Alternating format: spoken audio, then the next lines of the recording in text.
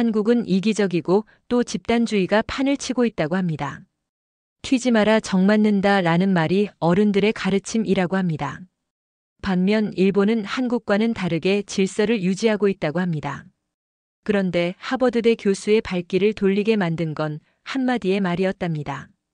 익숙한 듯 낯선 그 말에 우리가 놓치고 있던 걸 연구 끝에 발견한 한민족의 비밀, 낯선 공동체 한국과 일본의 맨 얼굴은 생각보다 충격적이었다고 합니다. 이 놀라운 문화의 실체를 확인하러 사연 속으로 들어가 보겠습니다. 제 이름은 벤자민 리예요. 하버드 대학교 심리학과에서 인간의 마음과 문화에 대해 연구하고 있어요. 하지만 오늘 제가 여러분께 들려드릴 이야기는 학문보다 조금 더 개인적인 이야기예요. 저는 미국에서 태어난 한국계 미국인이에요. 영어로 생각하고 영어로 꿈을 꾸며 자랐어요. 학교에서는 늘 이렇게 배웠죠. My father, my home, my country. 그게 당연한 줄 알았어요. 그런데 이상하게도 집에서는 달랐어요. 어머니는 늘 이렇게 말씀하셨어요. 우리 아빠 지금 일하고 계셔. 우리 집에 손님 온대. 우리나라 이야기야. 처음엔 그냥 습관인가 했어요. 그런데 그 우리라는 말이 반복될수록 마음 어딘가가 이상하게 간질간질해졌어요. 왜 내 아빠인데 우리 아빠일까? 왜 내 공간인데 우리 집일까? 처음엔 그냥 언어의 차이인 줄 알았어요. 하지만 시간이 지날수록 궁금해졌어요. 혹시 이 우리라는 말 속에 서양 문화와는 완전히 다른 인간관계의 원리가 숨어 있는 건 아닐까? 저는 심리학자예요. 개인의 자아가 어떻게 형성되는지, 집단이 어떻게 개인의 사고를 바꾸는지 그런 걸 연구해 왔어요. 그래서 자연스럽게 문화와 심리 사이의 관계에 관심을 갖게 되었죠. 우리가 흔히 말하는 개인주의와 집단주의. 이건 단순한 문화 분류가 아니에요. 그 나라 사람들의 삶의 방식, 정체성, 그리고 감정의 방향을 결정짓는 중요한 심리적 틀이에요. 서구 문화에서는 나가 우선이에요. 자유, 선택, 독립. 이 세 가지가 인간 삶의 기본 조건으로 여겨지죠. 그런데 한국의 문화는 달라요. 우리가 먼저예요. 가족, 공동체, 사회 전체를 생각하고 때로는 나를 조금 접어두기도 하죠. 하지만 여기서 제 질문은 시작돼요. 그 집단주의는 자발적인가요? 정말 사람들이 진심으로 집단을 위하고 서로를 위해 행동하는 걸까요? 아니면 단지 사회적 압력에 의한 의무적 수능일 뿐일까요? 이 질문이 제 마음속을 오래도록 맴돌았어요. 책을 읽고 논문을 찾아보고 통계를 분석해봐도 무언가 핵심에 닿지 못하는 느낌이었어요. 그래서 저는 결심했어요. 이건 직접 가서 봐야 한다. 현장에 가서 사람들과 눈을 맞추고 그들의 말과 행동 속에서 진짜 마음을 읽어야 한다고 생각했어요. 첫 번째 여정의 목적지는 일본이었어요. 늘 집단주의의 대표 국가로 인용되는 나라와의 문화와 질서와 조화를 중시하는 사회. 저는 기대했어요. 그곳에서 진정한 우리를 만날 수 있을 거라고요. 하지만 그 기대는 제 연구 여정에 아주 놀라운 전환점을 만나게 해주었어요. 비행기 창문 너머로 보였던 도쿄의 야경은 정말 놀라웠어요. 질서정연하게 배열된 고층 빌딩들, 빛나는 도로, 움직이는 사람들. 모든 게 마치 완벽하게 설계된 하나의 시스템 같았어요. 공항에 내리자 직원들이 일제히 허리를 굽혀 인사를 했어요. 표정은 정중하고 동작은 정확했죠. 그 순간 저는 생각했어요. 아, 여기가 바로 와의 나라구나.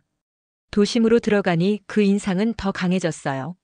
지하철역, 식당, 거리의 표지판까지 모든 것이 규칙적이고 질서 있고 조용했어요. 가장 인상적이었던 건 아침 출근 시간이었어요. 사람들은 마치 흐르는 물처럼 같은 속도로 움직이고 있었죠. 누구도 떠들지 않고 누구도 줄을 어기지 않았어요. 저는 속으로 감탄했어요. 이건 정말 집단주의의 이상적인 모습 아닌가? 그런데요, 조금씩 이상한 느낌이 들기 시작했어요. 사람들의 표정이 너무 무표정했어요. 서로 인사도 대화도 거의 없었고요. 마치 정해진 경로를 따라 움직이는 로봇들 같았어요. 이건 조화일까? 아니면 침묵일까? 그 질문이 머릿속을 떠나지 않았어요. 며칠 뒤 도쿄대학교의 타나카 교수님을 만났어요. 저의 연구 주제를 설명하자 교수님은 흥미롭다며 일본 회사 방문을 제안해 주셨어요. 일본의 집단주의를 알려면 직장 문화를 봐야 합니다. 라고 하시더라고요. 다음 날 한 대형 전자회사 회의에 참관했어요. 10여 명의 직원들이 모두 같은 색 정장을 입고 일제히 인사했어요. 회의는 철저한 서열 구조 안에서 진행됐고 누군가 의견을 말하면 다른 사람들은 고개만 끄덕였어요. 질문도 반대도 없었어요. 저는 놀라움과 함께 의문을 품었어요. 이렇게 완벽하게 조율된 의견이라니 정말 자발적인 걸까?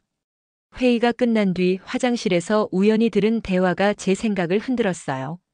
부장님 아이디어 진짜 말도 안 돼. 그래도 뭐 어쩔 수 없지. 그 순간 깨달았어요. 회의 안의 조화는 진심이 아니라 침묵일 수도 있겠구나. 그 후로 저는 더 넓은 장소들을 방문했어요. 학교 커뮤니티 센터, 종교시설까지요. 언뜻 보면 모든 게 완벽했어요. 하지만 그 안에서 무언가 단단한 벽 같은 것이 느껴졌어요. 어느 날 한 일본인 대학생과 인터뷰를 했어요. 그녀가 말했어요. 우리는 집단을 중시하지만 속마음은 잘 말하지 않아요.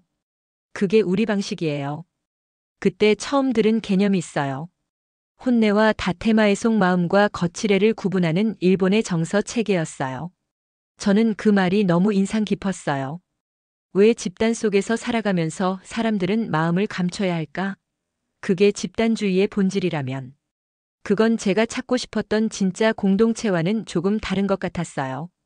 일본에서의 마지막 날, 저는 도쿄 중심가에 있는 한 서점을 찾았어요. 솔직히 말하면 마음이 좀 무거웠어요. 기대했던 진짜 집단주의는 보이지 않았고 제가 만난 조화는 너무 조용하고 너무 억눌려 있었거든요. 그 서점에서 우연히 눈에 들어온 한 권의 사진집이 있었어요. 2002년 한일 월드컵 처음엔 별 생각 없이 책장을 넘겼어요. 그런데 다음 순간 저도 모르게 숨이 멎었어요. 수십만 명의 사람들이 붉은 티셔츠를 입고 거리로 쏟아져 나와 함께 웃고 노래하고 깃발을 흔들며 한 목소리로 응원하고 있었어요. 그 표정, 그 에너지, 그건 제가 일본에서 느꼈던 질서와는 완전히 달랐어요. 이건 뭔가 다르다. 그 장면은 마치 사람들 하나하나의 마음이 하나의 물결이 되어 스스로 움직이고 있는 것처럼 보였어요. 저는 책을 덮지도 못한 채 한참을 서 있었어요. 그리고 마음속에서 어떤 소리가 들렸어요. 내가 찾던 건 바로 이거 아닐까? 자발적으로 하나가 되는 집단. 억압이 아닌 진심에서 비롯된 연대. 그 순간 제 연구의 방향이 바뀌었어요. 그래요. 다음 목적지는 한국이에요. 제가 알던 한국은 부모님이 고국이라 부르던 나라, 집안 행사 때마다 들리던 낯선 말들, 그리고 늘 우리라고 시작되던 이야기들이 있는 곳이었어요. 이제는 제가 직접 확인해 보고 싶었어요. 그 우리라는 말이 진짜 어떤 의미를 담고 있는지, 그 집단의 힘이 정말 자발적인 사랑일 수 있는지를요. 비행기 티켓을 예매하면서 제 손이 약간 떨렸던 걸 기억해요. 설렘, 두려움, 그리고 어떤 예감, 이번엔 뭔가 다를 거야.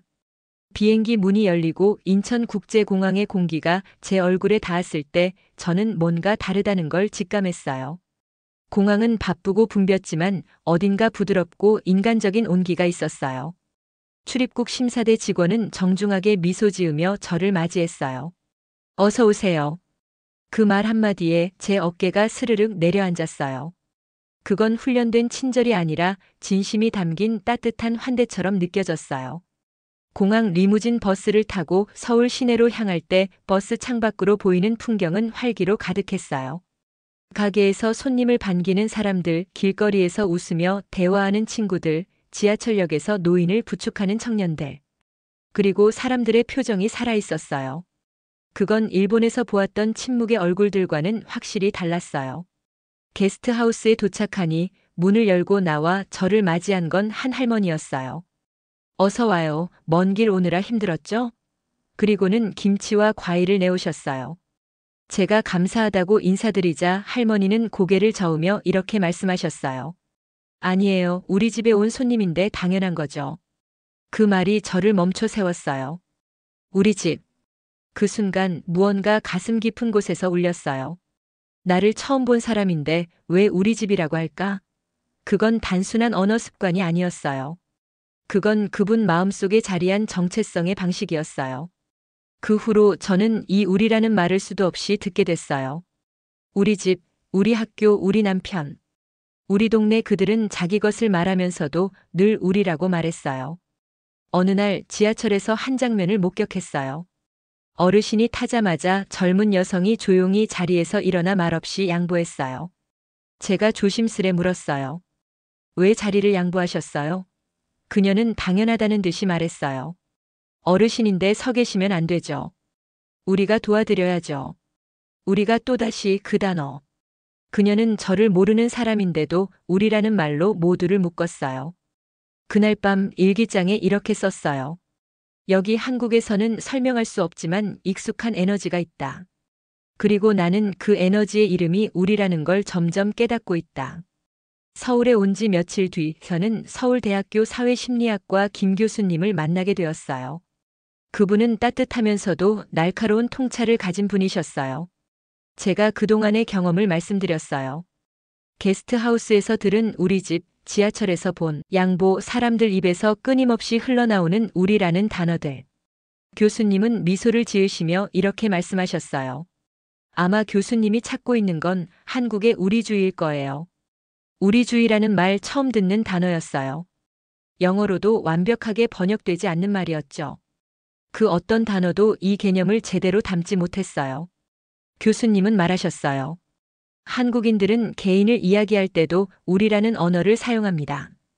우리 집, 우리 엄마, 우리 남편 이건 단순한 복수가 아니에요.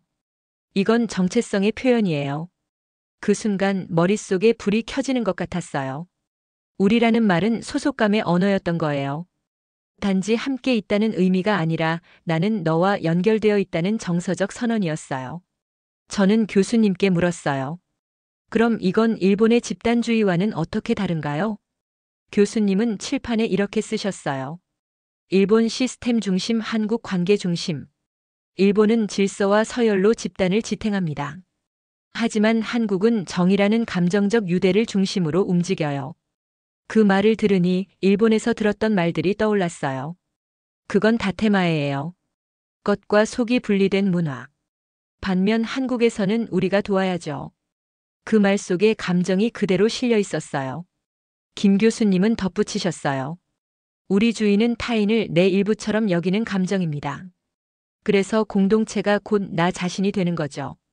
저는 놀라움을 감출 수 없었어요. 제가 늘 책 속에서만 보던 자아의 확장 개념이 여기서는 언어와 행동으로 너무도 자연스럽게 존재하고 있었어요. 서울대 김 교수님은 제게 말했어요. 한국의 우리주의는 이론이 아니라 삶 속에 있습니다. 그리고 3가지 사례를 보여주셨습니다. 그 어떤 논문보다 강력했던 진짜 우리의 이야기들이었어요. 첫 번째 이야기는 1997년 IMF 외환위기 금모으기 운동입니다. 당시 한국은 국가 부도를 막기 위해 국제통화기금 IMF에 구제금융을 요청했어요. 나라 전체가 경제적 위기 속에 빠졌죠. 그때 믿을 수 없는 일이 일어났습니다. 수많은 시민들이 자신이 가진 금을 자발적으로 내놓기 시작한 거예요. 금반지, 금목걸이, 결혼 예물까지 그들은 누구의 강요도 받지 않았어요. 그저 이렇게 말했죠. 우리나라가 어려우니까 우리가 도와야죠. 그때의 영상엔 손주가 준 반지를 내놓으며 눈시울을 붉히던 한 할머니가 있었어요. 나라가 힘들다는데 이 정도는 해야지요. 그 모습은 저에게 큰 충격이었어요. 국가를 하나의 우리로 느끼는 사람들, 그건 제가 미국에서도 일본에서도 본 적 없는 장면이었어요. 두 번째 이야기는 2007년 태안반도 기름 유출 사고입니다. 한 유조선이 충돌하면서 아름다운 태안 해안이 검은 기름으로 뒤덮였어요. 그 이후 벌어진 일은 더 놀라웠습니다. 전국에서 수만 명의 자원봉사자들이 몰려왔어요. 학생, 군인, 회사원, 주부 사람들은 자기 돈으로 교통비와 숙박비를 해결하면서 맨손으로 해안의 기름을 닦아냈습니다. 그 현장을 촬영한 영상에서 사람들의 손은 시커멓게 물들어 있었지만 그 얼굴엔 이상하리만큼 따뜻한 미소가 있었어요. 제가 물었어요. 이 일 누가 조직했나요? 그들은 말했어요. 아무도 시킨 적 없어요. 우리 바다니까 우리가 책임져야죠. 세 번째 이야기는 2002년 한일 월드컵 거리 응원입니다. 당신은 기억하시나요? 전 세계가 놀란 붉은 물결, 도심 전체가 응원으로 뒤덮였던 그날들. 무려 1,000만 명이 넘는 한국인들이 붉은 티셔츠를 입고 거리로 나왔어요. 회사원, 학생, 가족들까지 모두가 하나가 되었죠. 하지만 그건 단순한 스포츠 응원이 아니었어요. 그 순간 사람들은 한국이라는 이름 아래 진심으로 연결된 하나의 존재가 되었어요. 누가 하라고 한 것도 아니고 보상을 바란 것도 아니었어요. 한 응원 참가자가 이렇게 말했어요. 우린 축구를 응원한 게 아니라 우리를 느끼고 싶었던 거예요. 이 세 가지 사례를 보며 저는 깨달았어요. 이건 단순한 집단주의가 아니에요. 일본처럼 침묵 속 질서도 아니고 서구처럼 선택적 개인 참여도 아니에요. 이건 마음에서 시작된 연대예요. 자발성, 따뜻함, 그리고 정. 이것이 바로 한국의 우리주의입니다. 한 할머니의 말이 아직도 기억나요. 한국은 대가족이에요. 가족이 어려울 때 돕는 건 당연한 일이죠. 그리고 그 순간 저는 알게 됐어요. 제가 그렇게 찾고 싶었던 진짜 집단주의, 사람의 마음이 중심이 되는 공동체, 그 답은 바로 여기 우리라는 말 속에 있었던 거예요. 일본과 한국. 두 나라 모두 흔히 집단주의 문화로 묶입니다. 하지만 직접 두 문화를 경험하고 나니 저는 확신하게 되었어요. 이 두 집단주의는 겉모습만 비슷할 뿐 본질은 완전히 다르다는 걸요. 먼저 감정 표현 방식부터 달랐어요. 일본에선 사람들은 속마음을 감춰요. 혼내와 다테마에라고 하죠. 자신의 진짜 생각은 안으로 숨기고 겉으로는 조화로운 표정을 유지해요. 반면 한국에서는 속마음이 자연스럽게 말과 행동에 스며 있어요. 지하철에서 자리를 양보하거나 우리가 도와야죠 라고 말하는 그 한마디 속에 진심이 고스란히 담겨 있어요. 언어에서도 뚜렷한 차이가 있어요. 일본어에서는 우치라는 표현이 있지만 공식적인 자리에서는 거의 쓰이지 않아요. 개인과 집단의 경계를 분명히 유지하죠. 하지만 한국어에선 우리라는 단어가 일상 언어의 중심에 있어요. 우리 집, 우리 엄마, 우리 회사, 우리 남편, 그건 단순한 복수가 아니라 정서적 소속감을 나타내는 언어 습관이에요. 심리적 반응도 다릅니다. 일본에선 사회적 압력에 지친 사람들이 방 안에 틀어박히는 히키코모리 현상이 많아요. 반면 한국에선 억눌린 감정이 화병이라는 형태로 터져나오죠. 한쪽은 침묵 속 도피, 다른 한쪽은 감정의 폭발. 집단에 대한 감정적 연결 방식이 완전히 다른 거예요. 그리고 가장 큰 차이. 무엇이 사람들을 움직이게 하느냐예요. 일본의 집단주의는 의무와 역할에 기반해요. 서열을 지키고 갈등을 피하고 튀지 않는 것이 미덕이에요. 그건 효율적일 수 있지만 감정의 연결은 약해요. 한국의 우리주의는 다릅니다. 정과 연대감 그리고 자발성이 중심이에요. 사람들은 누가 시키지 않아도 함께 움직여요. 왜냐하면 그들 안엔 우리는 서로를 위한 존재다라는 감정적 확신이 있기 때문이에요. 그 차이를 딱 한 줄로 요약하자면 일본은 질서를 위해 함께 움직이고 한국은 마음 때문에 함께 움직입니다. 며칠 뒤 저는 서울을 잠시 떠나기로 했어요. 책도 논문도 도시의 분석도 아닌 그저 사람들 속에 들어가서 조용히 살아보기 위해서요. 기차를 타고 몇 시간을 달려 충청도의 한 작은 시골 마을에 도착했어요. 마침 추수철이었고 마을 사람들은 모두 들판에 나가 일을 하고 있었죠. 저는 조심스럽게 길가에 서 있었는데 한 노인이 저를 보시더니 다가오셨어요. 외국인이네. 구경하러 왔나? 저는 웃으며 고개를 끄덕이고 연구 중이라고 말씀드렸어요. 그랬더니 그분은 갑자기 이렇게 말씀하셨어요. 그럼 점심 먹고 가요. 마을 회관에서 같이 먹어요. 저는 어리둥절한 채 따라갔어요. 회관 안에는 마을 주민들이 삼삼오오 둘러앉아 된장국, 나물, 김치, 막걸리를 나누고 있었어요. 아무도 저를 낯설게 보지 않았어요. 누군가는 제 접시에 반찬을 덜어주고 누군가는 더 드세요 하며 쓱 밥을 퍼줬어요. 노인은 말했어요.